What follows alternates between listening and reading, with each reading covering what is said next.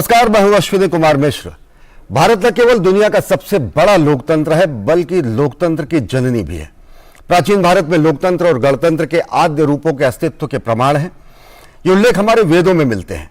नीति, सैन्य मामलों और सभी को प्रभावित करने वाले महत्वपूर्ण मुद्दों पर बहस करने के लिए विदथ का उल्लेख ऋग्वेद में 100 से अधिक बार किया गया है। इन चर्चाओं में महिलाएं और पुरुष दोनों हिस्सा लेते थे। महाभारत में गणराज्यों का वर्णन मिलता है। बौद्ध साहित्य में 16 महाजनपदों का विशेष उल्लेख मिलता है। कौशांबी, मगध, वैशाली इनमें से प्रमुख थे। और अर्थशास्त्र के रचयिता आचार्य चाणक्य ने ईसा पूर्व ही कह दिया था, प्रजा सुखे सुखम राज्ञः प्रजानाम तो हिते हितम नात्म प्रियम हितम राज्ञः प्रजानाम तो प्रियम हितम। यानी प्रजा के सुख में राजा का सुख निहित है और प्रजा के हित में ही उसे अपना हित देखना चाहिए। ये तो प्राचीन प्रमाण है हमारे लोकतंत्र की जननी होने का। और आज ही के दिन 26 नवंबर 1949 को भारत को दुनिया का सबसे बड़ा लोकतंत्र होने का गौरव प्राप्त हुआ। विश्व के सबसे बड़े लिखित संविधान को हमने अंगीकृत, अधिनियमित और आत्मार्पित आज ही के दिन किया। आज ही के दिन वैश्विक परिस्थितियों में अब पूरी दुनिया की नजर भारत पर है और भारत की तेज होती बढ़ती अर्थव्यवस्था और मजबूत होती अंतर्राष्ट्रीय छवि के मद्देनजर दुनिया हमें बहुत उम्मीदों से देख रही है।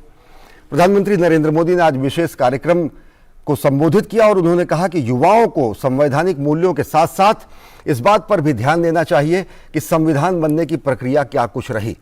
आज पूरे सामर्थ्य के साथ, पूरी विविधताओं पर गर्व करते हुए देश आगे बढ़ रहा है और इस सबके पीछे हमारी सबसे बड़ी ताकत हमारा संविधान है।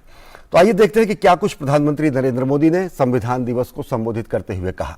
उन्होंने कहा कि संविधान में जो उल्लिखित मूल्य हैं वो हमारे युवाओं को ज्ञात होने चाहिए और संविधान में लिखे एक एक शब्द हमारी प्रतिज्ञा है। प्रस्तावना इसका मूल भावना है और हमारा दायित्व है और यही हमारी प्राथमिकता भी है। ऐसी स्थिति में जब विश्व की नज़र पूरे भारत पर है तो उन्होंने युवाओं से आह्वान किया कि पूरे सामर्थ्य के साथ, सारी ऊर्जा के साथ संवैधानिक मूल्यों के समझने में और उसे और दृढ़ करने में अपना योगदान दें। हमारे संविधान के प्रेम्बल की शुरुआत में जो वी द पीपल लिखा है, ये सिर्फ 3 शब्द नहीं है। वी द पीपल एक आह्वान है, एक प्रतिज्ञा है, एक विश्वास है। संविधान में लिखी ये भावना उस भारत की मूल भावना है जो दुनिया में लोकतंत्र की जननी रहा है, मदर ऑफ डेमोक्रेसी रहा है। यही भावना हमें वैशाली के गणराज्य में भी दिखती है, वेद की ऋचाओं में भी दिखती है।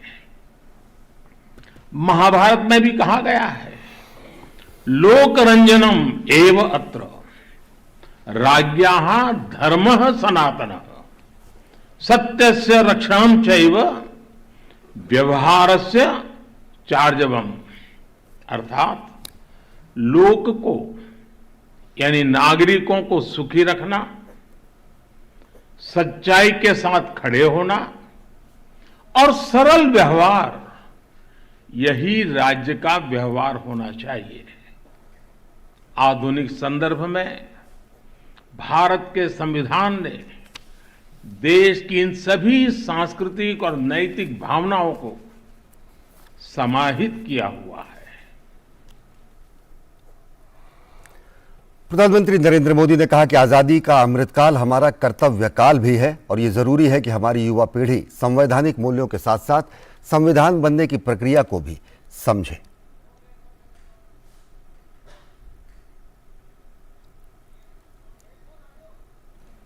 देश की न्यायपालिका से एक आग्रह भी करूंगा, आज के युवाओं में संविधान को लेकर समझ और बढ़े।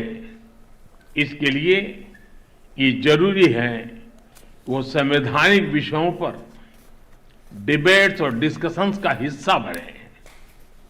जब हमारा संविधान बना तब देश के सामने क्या परिस्थितियां थी, संविधान सभा की बहसों में उस समय क्या हुआ था, हमारे युवाओं को इन सब विषयों की जानकारी होनी चाहिए। इससे उनके संविधान को लेकर दिलचस्पी और बढ़ेगी। इससे युवाओं में इक्वालिटी और एम्पावरमेंट जैसे विषयों को समझने का विजन पैदा होगा। और भारत भारतीयता किस तरीके से अपने आप में लोकतंत्र और लोकतांत्रिक मूल्यों को समाहित किए हुए, इसी विषय पर हम चर्चा करेंगे। इस विशेष कार्यक्रम में हमारे साथ दो खास मेहमान जुड़ चुके हैं। हमारे साथ जुड़ चुके हैं अशोक टंडन जी, जो कि वरिष्ठ पत्रकार हैं, और साथ ही साथ हमारे साथ जुड़ चुके हैं पीके मल्होत्रा साहब, जो कि फॉर्मल लॉ सेक्रेटरी हैं, भारत सरकार में पूर्व विधि सचिव रहे हैं। सबसे पहले अशोक टंडन जी, आपसे जानना चाहेंगे, प्रधानमंत्री नरेंद्र मोदी जी ने आज आह्वान किया युवाओं को कि संवैधानिक मूल्यों में अटूट आस्था रखने के साथ साथ संवैधानिक प्रक्रिया किस तरीके से संविधान सभा में बेहद मूलभूत मुद्दों पर विशद चर्चा हुई, इन सब को भी हमारी वर्तमान पीढ़ी जाने कि हमारे जो विधिवेत्ता थे, जो हमारे संविधान निर्माता थे, उनका मंतव्य क्या था, किस रूप में देखते हैं आह्वान, और साथ ही साथ किस रूप में कहाँ खड़ा पाते हैं युवा पीढ़ी को, तब जबकि संवैधानिक मूल्य हमारे प्रतिदिन प्रतिवर्ष पीढ़ी दर पीढ़ी और प्रगाढ़ हो रहे हैं।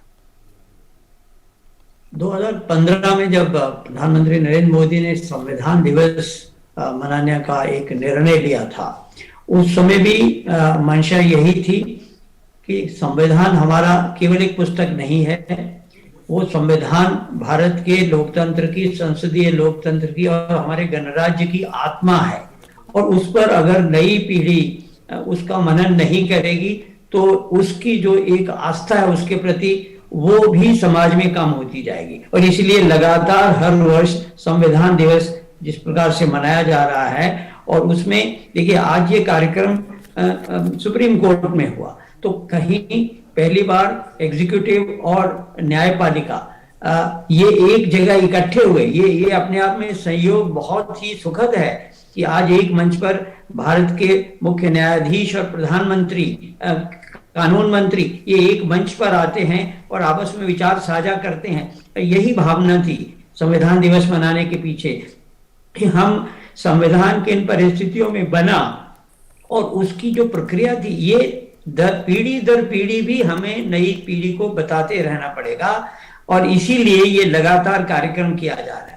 और इसमें जो आज प्रधानमंत्री ने भाषण दिया, उसमें उन्होंने विशेष तौर से ये बात कही कि नई पीढ़ी को भी उस प्रक्रिया कैसे हुई इसे भूलना नहीं है, और उसको लगातार याद कराने का एक ही रास्ता है कि हम संविधान दिवस पर कार्यक्रम करें। और आज उन्होंने विशेष तौर से न्यायपालिका से भी आह्वान किया कि वो भी इस प्रकार के कार्यक्रमों में जुड़े, वो इसके लिए कई कार्यक्रम बनाएं और ऐसे बहस करवाएं और डिबेट करवाएं, ताकि केवल ये काम एग्जीक्यूटिव का नहीं है कि संविधान है, संविधान पर चलना है तो वो केवल सांसद चलेंगे या संसद चलेगी या कैबिनेट चलेगा या सरकार चलेगी, न्यायपालिका भी उसी के तहत आती है। तो ये मिलजुल कर हमने नई पीढ़ी को लगातार ये बात बताते रहना है कि हम जब स्वतंत्र हुए तो फिर हमने एक संविधान बनाया और उसके बाद हम गणतंत्र भी बने।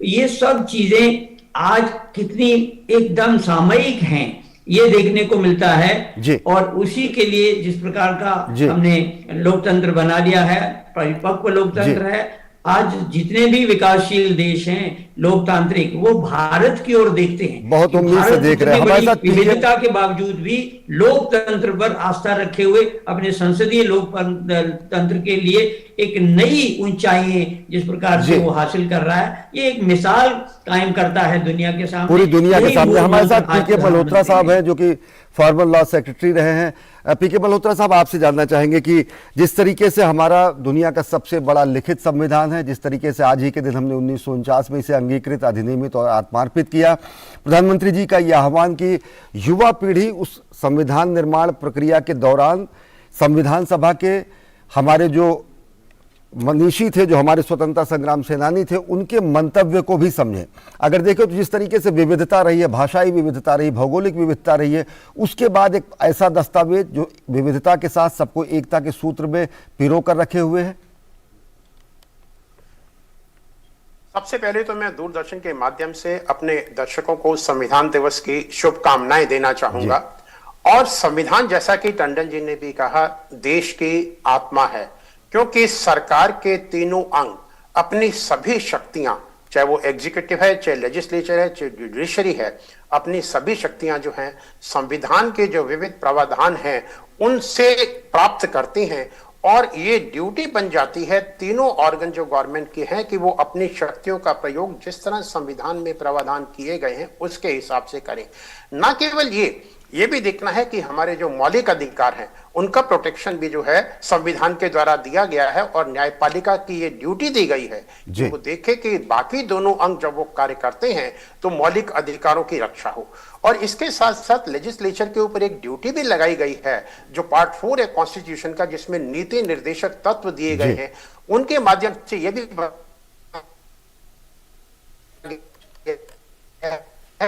कि सरकार जी, आपकी आवाज बेहतर नहीं मिल पा रही पीके मल्होत्रा साहब, हम दोबारा आपसे जुड़ेंगे। हमारे साथ अशोक टंडन जी हैं। अशोक टंडन जी, किस रूप में देखते हैं भारत भारतीयता का बिंब? जी पीके मल्होत्रा साहब, आप जारी रखें, आपकी आवाज मिलने लगी। जी, तो मेरा ये मानना है कि जो संविधान है वो उसमें विविधता में एकता का जो दर्शन आपको मिलता है ये अपने आप में यूनिक है। भारत दुनिया की सबसे बड़ी डेमोक्रेसी है और इसका सबसे बड़ा संविधान है। हमारे संविधान निर्माताओं ने इस बात का ध्यान रखा कि जितनी भी दुविधाएं हो सकती हैं उनको दूर करने के लिए उसके लिए संविधान में प्रावधान रखा जाए। लेकिन अनफॉर्चुनेटली 2015 से पहले हम केवल इसको लॉ डे के रूप में मनाते थे और कानून दिवस के रूप में मनाने के अलावा ये कुछ संस्थाओं तक ही सीमित था। लेकिन 2015 में जब प्रेजेंट सरकार ने इसको संविधान दिवस में मनाना शुरू किया है, सभी कॉलेजेस में, सभी कार्यालयों में लोगों को इस बात की जानकारी दी जाती है कि किस प्रकार से संविधान को लागू किया जाए, किस प्रकार से इंप्लीमेंट किया जाए, उनके क्या अधिकार हैं और उनकी क्या ड्यूटीज हैं। आज संविधान दिवस के मौके पर जब प्रधानमंत्री जी ने अपने विचार हमारे जनता के सामने रखे हैं और कार्यपालिका, न्यायपालिका और ये जो है जब एक प्लेटफॉर्म पर आकर संविधान की बात करते हैं, इसी तरह के कार्यक्रम यूनिवर्सिटीज में और स्कूलों में भी किए जा रहे हैं। मैं समझता हूं एक और संदेश जो बहुत जरूरी है, कोई भी संस्था हो उसे हमारे संविधान का जो प्रियम्बल है, प्रस्तावना है, उसको पूरी तरह से ध्यान करना चाहिए। और जिस तरह हम सुबह उठ के पूजा पाठ करते हैं, इसी तरह हर नागरिक का ये कर्तव्य है कि जो संविधान की प्रस्तावना जी पीके मल्होत्रा साहब, हम आपसे दोबारा जुड़ेंगे जी। उसको डेली याद करके और उसके इम्प्लीमेंटेशन, वही हमारे लिए गीता है, वही हमारे लिए बाइबल है, वही हमारे लिए कुरान है। सबसे पवित्र ग्रंथ हमारा संविधान ही है। अशोक टंडन जी, आपसे जानना चाहेंगे किस तरीके से भारत भारतीयता का बिंब हमारे संविधान में दिखता है। मूल संविधान के अगर देखिए अलग अलग जो भाग है, हर भाग पर बेहद खूबसूरती से कैलीग्राफी की गई। पार्ट 1 अगर देखें तो हड़प्पा कालीन अवशेष वहां पर दिखते हैं, जो ऋषभ की मूर्ति है। फंडामेंटल राइट्स पर अगर देखें तो राम, सीता, लक्ष्मण दिखते हैं। डॉक्ट्रिन पॉलिसी पर अर्जुन और कृष्ण जी का संवाद दिखता है। आगे रानी लक्ष्मीबाई, अकबर और साथ ही साथ शिवाजी, सुभाष चंद्र बोस तक की रेखांकन पूरे संविधान में किया गया। किस तरीके से देखते हैं एक साथ साथ हमारे गौरवशाली इतिहास को, तकरीबन 5000 साल से ज्यादा हमारे पुराने इतिहास को समेटे हुए हमारा ये बिंब? देखिए, आज सबसे पहले ये कहना बहुत आवश्यक है कि प्रधानमंत्री ने हमारे संविधान निर्माताओं को भी श्रद्धांजलि दी, उनके योगदान को सराहा। लेकिन जो 26 नवंबर को मुंबई में आतंकवादी हमला हुआ, उसमें भी शहीद लोगों को आज उन्होंने श्रद्धांजलि दी, क्योंकि ये उसी दिन हुआ जिस दिन भारत जो है वो संविधान दिवस मना रहा है। तो ये भी एक तरह से चेतावनी भी है कि हम लोकतंत्र हैं, मजबूत लोकतंत्र हैं, लेकिन हम किसी प्रकार के आतंकवादी हमले को बर्दाश्त नहीं करेंगे, किसी प्रकार की उन गतिविधियों को भी बर्दाश्त नहीं करेंगे जो हमारे लोकतंत्र को कमजोर करेंगी। तो इस प्रकार की चेतावनी भी साथ में प्रधानमंत्री ने दी है। और आज इसमें जो टेक्नोलॉजी का जिस प्रकार से मिश्रण करते हुए प्रधानमंत्री ने ई कोर्ट परियोजना के तहत कई विभिन्न पहलों का शुभारंभ किया, जिसके तहत virtual justice clock, justice mobile app 2.0, digital court और इस तरह की जो वेबसाइट शुरू की गई है, ये भी एक तरह से हमारी जो परिपक्वता है उसका उदाहरण है कि हम टेक्नोलॉजी के साथ भी अपने लोकतंत्र को आगे बढ़ा रहे हैं। और संविधान की जो जितने भी भाषाएं हैं, भारतीय भाषाएं हैं, उनमें उसका अनुवाद हो चुका है, सभी लोग उसको पढ़ सकते हैं। वेबसाइट पर पूरा का पूरा संविधान है। तो नई पीढ़ी के लिए प्रेरणा देने का जो काम आज प्रधानमंत्री ने किया, और उसके तहत जैसे अभी बताया जा रहा था कि इसके तहत बहुत कार्यक्रम भी लिए जाते हैं साल भर में। तो ये केवल औपचारिकता नहीं है, ये एक हमारी जिम्मेवारी है। जैसे प्रधानमंत्री ने कहा कि ये कर्तव्य का जो काल है हमारा इस समय का, उसमें कर्तव्य परायणता को भी बहुत महत्व देते हुए आज का जो कार्यक्रम हुआ, संपन्न हुआ, मैं समझता हूँ इसमें जुडिशरी और एग्जीक्यूटिव आज जिस तरह से एक मंच पर आए, ये भी एक बहुत महत्वपूर्ण पहलू है। आज प्रधानमंत्री और चीफ जस्टिस ऑफ इंडिया आपस में मिलते हैं, बातचीत करते हैं, दोनों ने भाषण दिए। और इसके साथ साथ ये भी कहना आवश्यक है कि केवल इस कार्यक्रम के तहत ही नहीं, हमारे जितने भी जैसे भी कानून मंत्री हैं, हमारे स्पीकर ओम बिरला हैं, जी अशोक टंडन जी हमारे साथ, अमित शाह मल्होत्रा साहब भी सब ने भी देश को बधाई दी है आज संविधान दिवस पर। और हमारा लोकतंत्र मजबूत हो। विपक्ष के नेता भी इस तरह के कार्यक्रम में उनको भी संविधान दिवस में एक तरह से याद करना चाहिए, देश को श्रद्धांजलि देनी चाहिए, देश के निर्माताओं के प्रति अपना आदर समर्पित करना चाहिए। तो ये एक हमारे साथ पीके मल्होत्रा साहब भी जुड़े हुए हैं, फॉर्मर लॉ सेक्रेटरी है। पीके मल्होत्रा साहब, आपसे जानना चाहेंगे, प्रधानमंत्री जी का आह्वान है कि आजादी का जो अमृत काल है ये हमारा कर्तव्य काल भी है। हम अपने अधिकारों के लिए सचेष्ट बहुत रहते हैं, लेकिन हम अपने कर्तव्यों को कहीं ना कहीं भूल जाते हैं। साथ ही साथ एक लोक कल्याणकारी राज्य के रूप में जो अंत्योदय की भावना है, या जो समता या अवसर की समानता या स्वतंत्रता, अभिव्यक्ति की स्वतंत्रता, धार्मिक स्वतंत्रता, ये जो सारे मूल्य हैं ये दिन ब दिन प्रगाढ़ तो हो ही रहे, लेकिन नागरिकों से भी अपेक्षा है कि वो अपने संवैधानिक कर्तव्यों का अनुपालन करें राष्ट्र निर्माण के लिए। आपकी क्या राय कि ये अगर देखें कि जिस तरीके से राष्ट्र की प्रगति की अपेक्षा है और ज्यादा, तो कर्तव्य काल भी है ये आजादी का अमृत महोत्सव? अश्विनी जी, आपने बहुत ही महत्वपूर्ण विषय आज संविधान दिवस के समय पर उठाया है।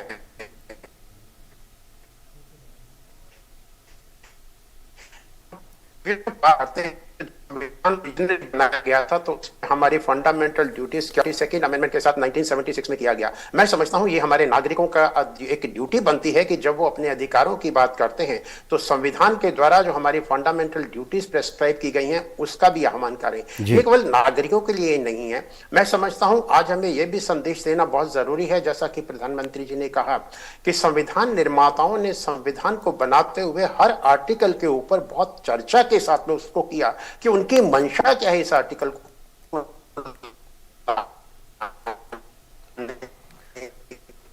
अफसोस आपकी आवाज हमें बार बार संपर्क आपसे नहीं हो पा रहा है कि जब वो विविध प्रावधानों का, मेरी आवाज अभी सुनाई दे रही है? जी, आप बेहतर नेटवर्क में आए तो ज्यादा बेहतर होगा, गुजारिश है आपसे ही।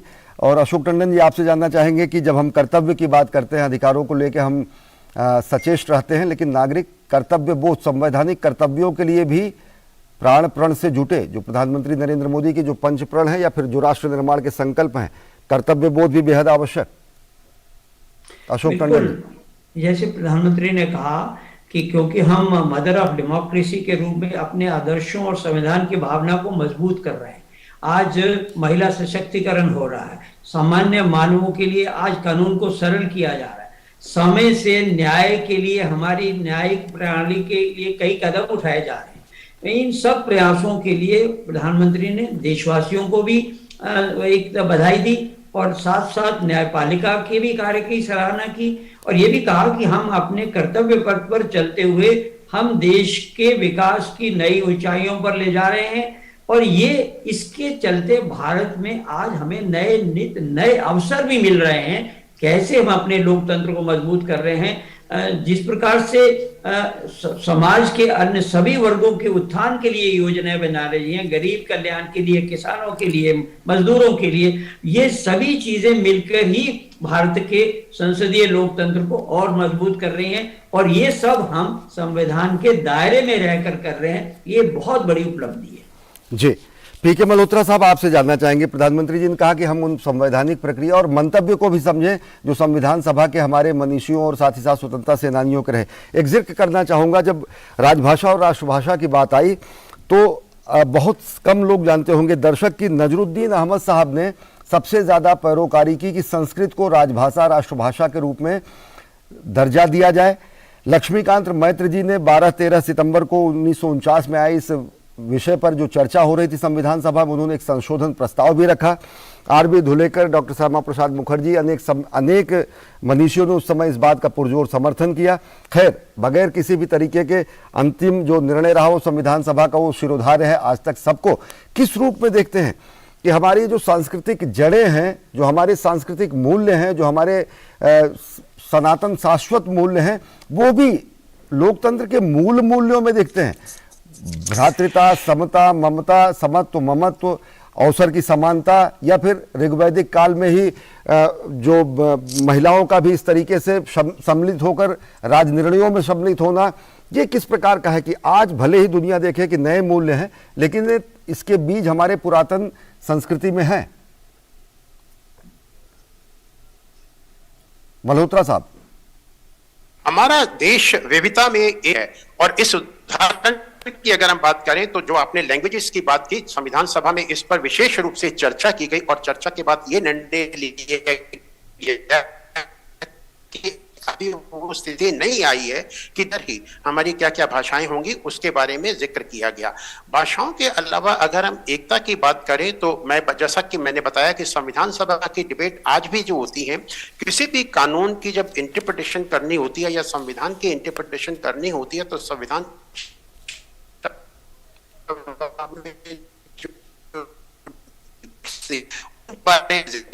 है उनको देखकर ही इंटरप्रिटेशन।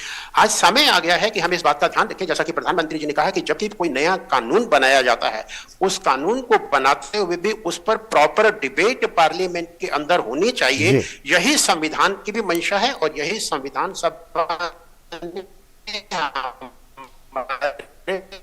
जी। अशोक टंडन जी, आपसे चलते चलते आखिरी टिप्पणी लेंगे। भी रखा है, और जब इस तरह की हम व्यवस्था करेंगे।